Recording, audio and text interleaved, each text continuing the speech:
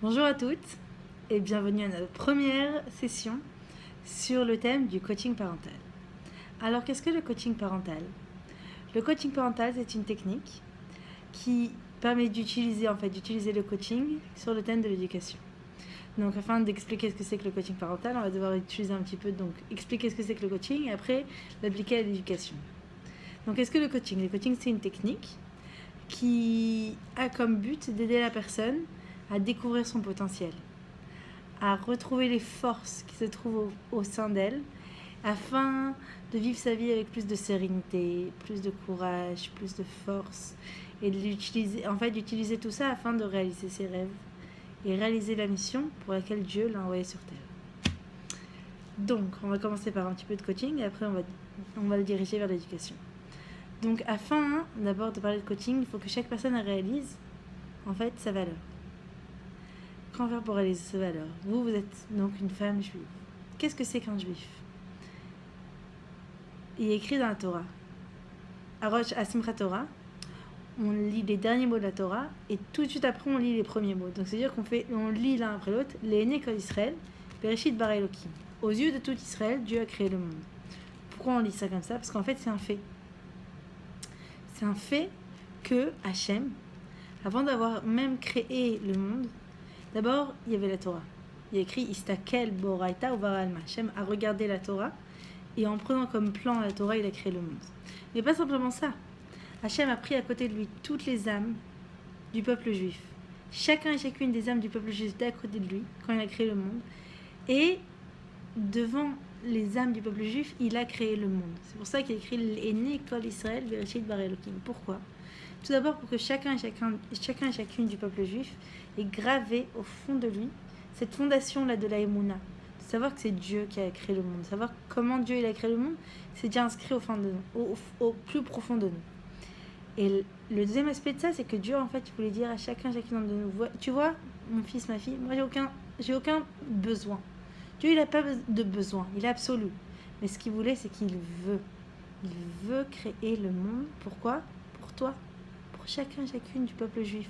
Pour que chacun et chacune du peuple juif il puisse ressentir l'amour que Dieu il a pour lui et que lui, à travers sa Torah Mitzvot, il montre aussi son action à Dieu. Donc en fait, toute la création du monde, c'est une grande histoire d'amour entre Dieu et son peuple. Et nous, le but du monde, c'est la sot lo itbarach dira batartonim. Que de la même façon que Dieu, quand une neshama est dans le ciel, elle ressent l'amour profond que Dieu il a pour lui, ici sur terre, on doit continuer. Et on doit introduire Dieu dans toutes nos actions et lui montrer à quel point nous aussi on l'aime. En fait, c'est exactement toute l'histoire de Rosh Hashanah et de Kippour et de Sukkot. C'est-à-dire, c'est comme, par exemple, un homme, il a trouvé une jeune fille avec laquelle il veut se marier et il la demande en mariage et elle a dit oui. Et après, il a créé le monde pardon. Et après, il a choisi la salle et la musique et les fleurs, etc. Mais tout d'un coup, elle a dit non. Alors, si elle a dit non, il n'y a plus de mariage. Donc, à quoi ça sert la salle, les fleurs, tout ça? Ça sert à rien. C'est exactement la même chose. En fait, nous, à Rosh Hashanah, Hachem, ce qu'il veut, c'est qu'il dit voilà, regarde, il y a tout le monde qui est là. Toi, tu me dis, est-ce que tu veux être mon peuple? Est-ce que tu veux m'aimer de la même façon que moi je t'aime? Si oui, le monde, ça vaut le coup qu'il soit créé. Sinon, ça sert à rien. Donc, c'est ça. C'est que Dieu, en fait, l'homme, c'est comment on va dire ça? L'associé de Dieu dans la création du monde à travers la Torah et les mitzvot qu'il fait. C'est comme ça qu'il continue la création du monde à travers ses actions. C'est pour ça que il a écrit Nase Adam, Beyad Adam Nase, à travers les actions de l'homme, on continue la création du monde. Ça, c'est un premier point. Et en fait, ce point-là, dans lequel on voit à quel point Dieu il accorde une grande valeur à l'homme, on le voit aussi dans le fait qu'on a tous une neshama. Et qu'est-ce que c'est la neshama? Il est écrit que la neshama, c'est Chelek Eloka Mimal Mamash. C'est quoi Chelek Eloka Mimal Mamash? Une partie de Dieu. Maintenant, venez, je vous dis quelque chose. Si, par exemple, vous voulez donner un cadeau à quelqu'un, parce que vous voulez lui montrer que vous l'aimez, ok? Alors, qu'est-ce que vous faites? Vous prenez de l'argent que vous avez travaillé dur pour avoir cet argent, vous allez acheter un cadeau, prenez du temps, faites des efforts, et après, vous donnez le cadeau à la personne. Donc, tous ces efforts-là, tout ce don-là, c'est pour montrer à la personne, voilà, je t'aime. Mais Dieu, qu'est-ce qu'il a fait? Il n'a pas simplement donné de l'argent. Il n'a pas simplement donné de l'argent. Il a pris un bout de lui-même et il l'a mis à l'intérieur de nous. C'est comme si moi je prends... quelqu'un il prend son bras, il le donne à quelqu'un d'autre. C'est que en fait, Dieu nous aime tellement qu'il a pris une partie de lui et qu'il l'a mis au plus profond de nous. C'est juste pour un petit peu nous donner un goût de l'amour profond que Dieu il a pour son peuple. Une autre chose, c'est pour ça aussi que Hachem, quand il a créé le monde, il a créé Adam unique. Il a créé un homme et une femme. Pourquoi? Pour ça. Pour que l'homme il sache Bishvili Nivra Olam. Ça vaut le coup que l'homme il soit créé, même un seul homme, tout le monde, ça vaut le coup qu'il soit créé pour lui. C'est la même chose que ce que Rabbi Nachman explique aussi le jour de l'anniversaire. Le jour de l'anniversaire, c'est le jour où Hachem dit le monde ne peut plus passer de cette personne-là. C'est pour ça que cette personne-là elle est créée, que cette Neshama spéciale a été créée, a été envoyée sur Terre. Et du reste, Rabbi Nachman aussi explique un message très important. Que souvent, les gens ont l'impression que Dieu nous aime un petit peu maintenant, mais il nous aimera plus quand on sera plus parfait plus tard, quand on aura corrigé tous nos défauts, quand on sera mieux, quand on aura accompli tout ce qu'on avait accompli. Pour l'instant, bon, il nous aime un peu, mais plus tard, il nous aimera plus, quand on sera plus parfait. Mais après, il dit non, c'est pas juste, c'est pas vrai. Dieu, il vous aime maintenant. Maintenant, tel que vous êtes maintenant, avec vos qualités et avec vos défauts. Bien sûr qu'on peut toujours corriger les défauts, mais les défauts, c'est pas ce qui nous qualifie. Ce qui nous qualifie, c'est l'âme qui nous habite. Et Dieu, il nous aime avec nos qualités et nos défauts maintenant, tant que vous êtes. La façon dont vous êtes maintenant. Donc Dieu vous aime. N'oubliez pas ça. Donc ça, c'est un petit peu pour avoir une idée de la valeur de ce que c'est un juif. Maintenant, nous, on a parlé de tout ça. Pourquoi? Parce qu'on veut utiliser toutes ces notions-là pour l'éducation. C'est-à-dire que aussi... En fait, on va parler de l'éducation. La base, bien sûr, c'est l'amour. Ve'afta l'erecha kamocha. Et bien sûr que il écrit Ve'afta l'erecha, tu aimeras ton prochain, kamocha, comme toi-même ici. Il y a 2 mitzvot. Aimer son prochain, mais aussi aimer soi-même. Quelqu'un qui ne s'aime pas soi-même, il ne peut pas aimer l'autre. Donc aimer soi-même, c'est aussi une mitzvah. Ok? Et maintenant, nous, on veut donc essayer de comprendre comment on peut travailler sur la Havat Israël, comment on peut travailler sur l'amour, l'amour de soi, l'amour de l'autre. Dans la parasha de Nitzavim, le Ma'or Shemesh nous explique que quand les Bnei Israël étaient au mont Sinaï, ils étaient tous Keish Echad Belav Echad, comme un seul homme avec un seul cœur. On dit comment c'est possible que 600 000 juifs étaient dans une achdout totale, comme un seul homme avec un seul corps. En général, quand il y a déjà 2 juifs, il y a déjà 10 disputes. Alors comment ils ont fait 600 000 juifs pour être vraiment unis comme ça? Et le Ma'or Shemesh nous explique quelque chose de spécial. Il nous dit, à ce moment-là, les juifs, ils savaient regarder le positif qu'il y avait chez l'autre. Et comme ils savaient voir le positif qu'il y a chez l'autre, tout de suite, ils arrivaient à développer un amour naturel pour l'autre. Et il explique aussi que si une personne sait faire ça, regarder le positif chez l'autre, Hachem il fait la même chose pour lui. Hachem regarde que le positif qu'il y a en lui, et comme ça il lui amène plein de brachot. Maintenant, un point qu'on pourrait développer, c'est le fait que à ce moment-là, au moment de Matan Torah, les Juifs, pourquoi ils arrivaient tellement à voir le bon qui était chez l'autre? Tout d'abord, le Baal Shem Tov dit que comme on peut voir, ce qu'on voit chez l'autre, c'est ce qu'on voit chez soi-même. Donc si on veut être capable de regarder le positif chez l'autre, il faut savoir regarder le positif qui est chez nous-mêmes. Donc maintenant, comment on fait ça? Parfois les personnes, surtout les femmes, nous en général, on connaît très bien nos défauts, et je suis pas assez bien dans ci, je suis pas assez bien dans ça, mais les qualités des fois un peu moins. Alors que c'est l'inverse. Une personne, bien sûr qu'on est là pour augmenter, pour s'améliorer, mais une personne, elle doit connaître ses forces. Si elle ne connaît pas ses forces, elle n'a pas de kelim, elle n'a pas de force pour grandir. Donc, en fait, ce qu'on veut faire, nous, c'est qu'on veut développer un regard positif sur nous-mêmes. Parce que si on n'a pas de regard positif sur nous-mêmes, on ne pourra pas aussi avoir sur les autres. Et en particulier, donc ici, on arrive sur les enfants. Ok? Donc, pour avoir un regard positif sur les enfants, la première chose, c'est qu'on va avoir un regard positif sur l'éducation en général. Qu'est-ce que c'est l'éducation? Imaginez-vous qu'un jour, la reine d'Angleterre vous appelle, vous dit voilà ma chère, j'ai décidé que ça va être toi aujourd'hui qui va être responsable de faire grandir et d'éduquer ma nouvelle petite fille.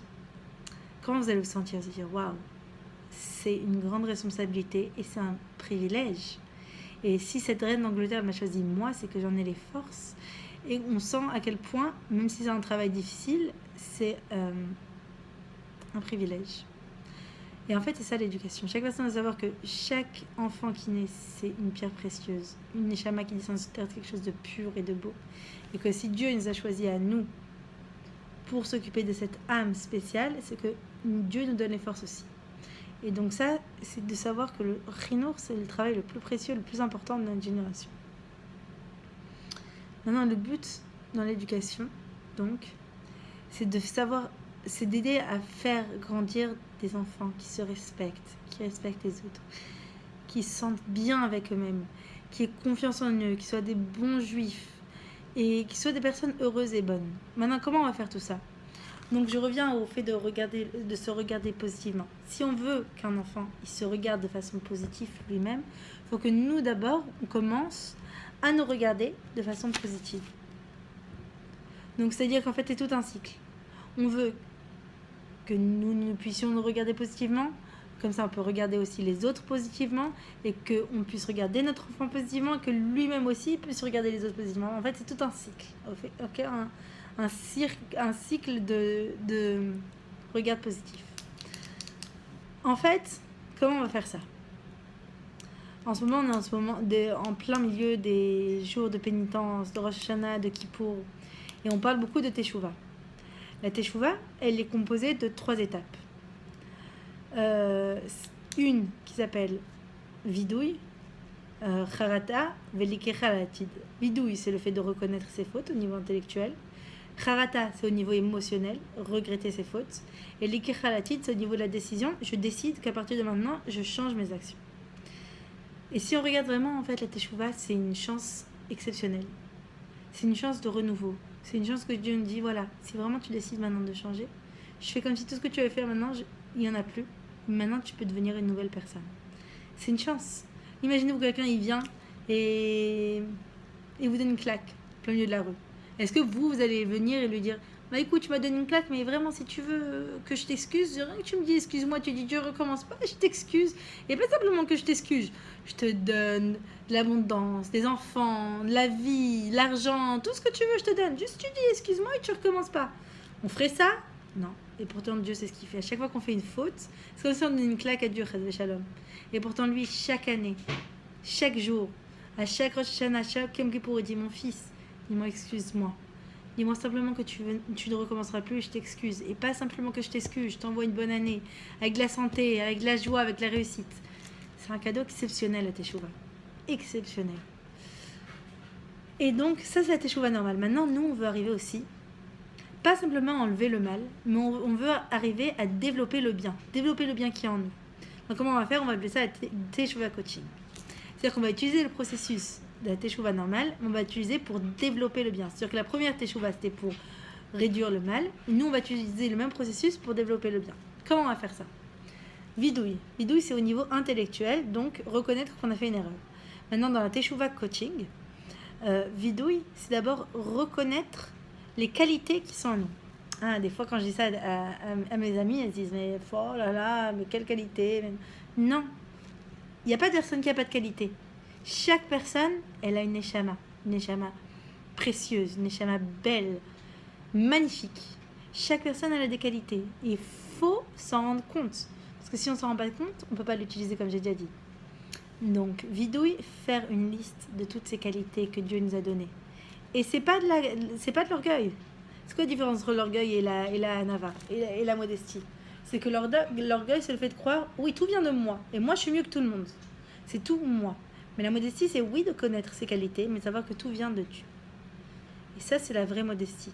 Parce que quand une personne se rend compte que tout vient de Dieu, alors quand elle se rend compte de ce que Dieu lui a donné, alors il se remplit de joie, il se dit, bah maintenant, je vais l'utiliser pour rendre à Dieu, pour lui remercier de tout ce qu'il m'a donné. C'est pour ça qu'on dit que Moshe était un âme Adam. C'était pas qu'il connaissait pas ses forces, au contraire, il connaissait ses forces. Mais il savait d'où ça lui venait, et c'est pour ça que ça lui a donné les forces pour servir Dieu avec toutes ses forces. Force. Donc voilà, vidouille, faire une liste reconnaître au niveau intellectuel toutes les qualités qu'on a. Reconnaître au niveau intellectuel toutes les bonnes choses qu'on fait pendant la journée et pendant toute notre vie, toutes les choses que vous avez fait et achevées. Toutes les brachot que Hachem nous donne dans notre vie. Ça, c'est vidouille déjà. Ensuite, rarata au niveau émotionnel. Au niveau émotionnel, se remplir, quand on regarde toutes les brachot qu'on a dans notre vie, quand on réalise, l'homme il a toujours tendance à voir ce qui lui manque. Et donc des fois, ça lui donne une tendance à être un petit peu triste. Mais quand des fois on réalise que le fait qu'on soit vivant chaque seconde, c'est pas un dû, c'est un cadeau du ciel. Le fait que notre cœur il bat à chaque seconde, c'est pas un dû, c'est Dieu qui fait que notre cœur il bat à chaque seconde. Quand on se rend compte des fois de toutes les brachot qu'on a dans notre vie, quand on se rend compte de toutes les choses, oui, bien qu'on a fait dans notre vie, toutes les qualités qu'on a, alors comment on se sent, ben, on le descend émotionnel, on sent une grande joie de ce que Dieu nous a donné.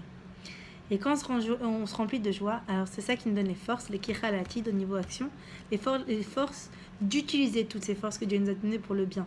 Pas simplement d'éloigner le mal, mais de en fait utiliser chaque talent et chaque qualité qu'on a pour servir Dieu. Et c'est pour ça qu'on a été créé. On a été créé simplement pour utiliser toutes nos forces pour le bien, pour servir Dieu. Et ça, on peut l'utiliser dans n'importe quel domaine. Une artiste, quelqu'un qui aime chanter, quelqu'un qui aime écrire, quelqu'un qui aime dessiner, elle peut utiliser tous ses talents, au contraire, pour le bien, pour diffuser la Torah, pour faire des mitzvot. Donc une personne, quand elle est capable de se regarder comme ça, et on peut utiliser aussi le même processus, pas seulement pour les qualités, mais aussi pour les défauts. Comment on va réaliser ça pour les défauts? Vidouille, reconnaître, faire une liste, oui, de ses défauts. On reconnaît au niveau intellectuel, oui, voilà, j'ai fait ça, pas bien, ça, pas bien, ça, pas bien. Et au niveau charata, au niveau rationnel, je voulais dire au début. Maintenant, au niveau émotionnel, alors qu'est-ce qu'on va faire une fois qu'on voit nos listes des défauts? Si on voit notre liste des défauts, qu'est-ce qu'on va voir? On se sent mal et on a peur. Alors au niveau émotionnel, comment il faut faire quand on réalise tous les défauts qu'on a? Dédramatiser, déculpabiliser. Déculpabiliser. Ça paraît bizarre, mais comment on peut déculpabiliser? On a tellement de défauts. Eh ben non. Parce qu'en fait, une personne, un juif, il a une neshama. Ok? Donc la neshama, c'est ça qui nous définit. Les défauts, c'est pas ça qui nous définit. C'est comme on va prendre une très très belle robe. Vous allez acheter une très belle robe à 10 000 $. Mais après, cette robe-là, elle a une tache. Est-ce que c'est la tache qui va définir la robe? Est-ce que si la robe, elle a une tache, vous allez la jeter à la poubelle? Vous allez dire, la robe, c'est une tache, c'est plus une robe? Non. La robe, elle est belle, elle a une tache. On va laver la tache, on va enlever la tache. Mais c'est pas la tache qui qualifie la personne, c'est pas les défauts qui qualifient la personne. Les défauts, c'est quelque chose d'extérieur à nous. Ce qui nous définit, c'est notre âme. C'est nos qualités, c'est l'âme élokite, c'est l'âme divine qu'on a en nous. Donc, pourquoi je dis déculpabiliser? Parce que souvent, la culpabilité, c'est quelque chose qui bloque la personne. La personne, elle se sent tellement mal avec elle-même que c'est ça qui la bloque, qui l'empêche d'avancer et qui l'empêche de corriger ses défauts. Donc c'est ça que quand on voit les défauts, on dit culpabiliser. On dit bah ok, alors ça c'est mes défauts. Je les accepte et j'enlève la culpabilité. Et une fois que j'aurai enlevé la culpabilité, je dis bah maintenant voilà, c'est ça qui va me donner la force pour les corriger. Donc ça, c'est notre teshuva coaching. Teshuva normal, enlever le mal. Teshuva coaching, être conscient de ses forces et en avoir beaucoup de joie afin de les utiliser et les utiliser pour servir Dieu. Et au niveau des défauts, s'en rendre compte, enlever la culpabilité afin de donner les forces pour les contrôler et pour les utiliser pour le bien. Maintenant, tout ce processus, qu'est-ce que ça va vous faire? Ça va nous donner une Aïn Tova, un regard positif sur nous-mêmes. Ce qu'on regarde, on se rend conscience de nos forces. Même nos défauts, on se rend compte qu'ils sont là, mais ils sont là pour nous aider à grandir, grâce au fait qu'on va les travailler, grâce au fait qu'on va les utiliser pour le bien. Donc une personne, une fois qu'elle saura se regarder positivement elle-même, après, elle pourra aussi regarder positivement ses enfants. Et ça, c'est le secret. Le secret de l'éducation, c'est comment on regarde l'enfant. C'est-à-dire que si une personne, en fait, il y a eu beaucoup d'études qui ont été faites, même au niveau psychologique, qui disent que la façon dont on parle à un enfant, la façon dont on va s'adresser à lui, la façon dont on va le qualifier, les noms qu'on va lui donner, les qualificatifs qu'on va lui donner, tout ça, c'est ce qui va construire l'enfant. C'est qu'en fait, un enfant, il ne se connaît pas au début. Un enfant, il ne se connaît pas. Et en fait, il va se connaître d'après ce que nous allons lui apprendre à se connaître lui-même. C'est-à-dire que si un enfant, et généralement un enfant il est très intelligent, mais si on lui dit « Ah, t'es bête », pour lui, il se dit, il est bête. Donc même s'il est intelligent, il va aller devant un exercice de maths. Il va dire, ben non, je suis bête, je vais même pas essayer. Donc en fait, si on parle à un enfant de façon négative, on l'empêche d'utiliser ses forces. Et à l'inverse, si on encourage un enfant, et que même par exemple s'il fait une erreur, on va pas lui dire, oh non, t'es bête, on va dire, toi tu es bien, mais tu as fait une erreur. Tes actions sont à corriger, mais toi tu es toujours bien. Alors ça aide l'enfant à construire à lui aussi une image positive de lui-même.